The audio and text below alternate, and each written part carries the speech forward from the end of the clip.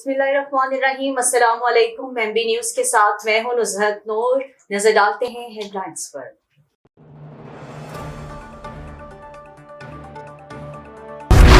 बलोचिस्तान में फिर दहशतगर्दी। तुर्बत के नवाही इलाके नासराबाद में मुसल्लह अफराद की फायरिंग। पुलिस एहलकार समेत 5 अफराद जख्मी। मरने वाले 4 मजदूरों का ताल्लुक मुजफ्फरगढ़ से था। एक शख्स जख्मी, टीचिंग अस्पताल मुंतकिल। वाक़े की तहकीकात जारी हैं। निगरान वज़ीर इत्तलात बलोचिस्तान के वाक़े पर मुसम्मत।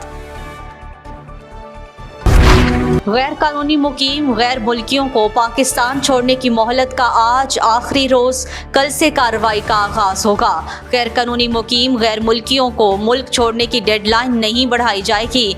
अब तक 1,04,481 अफगान पनाह गुज़ीनों की वतन वापसी हो चुकी। नैब तरमीम फैसले के खिलाफ वफाकी हुकूमत की intra court appeal. Chief justice की सरबराही में 5 रुकनी बेंच आज समाअत करेगा।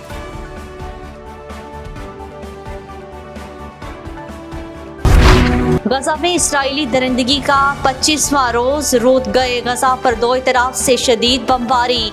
जनूब में अल जैतून के इलाके पर फ़ज़ाई हमले।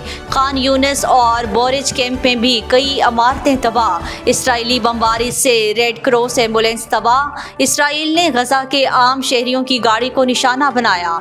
मज़ीद 301 फ़लस्तीनी शहीद। तादाद 8,306 हो गई।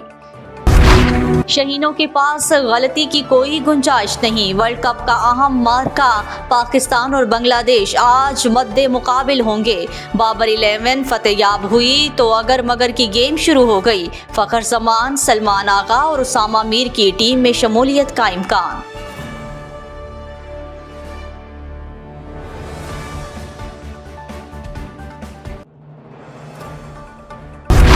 और पाकिस्तान क्रिकेट टीम के चीफ सिलेक्टर इंजमामुल हक ने इस्तीफा दे दिया। उन पर बरतानिया में प्लेयर्स एजेंट के साथ पार्टनरशिप का इल्ज़ाम है।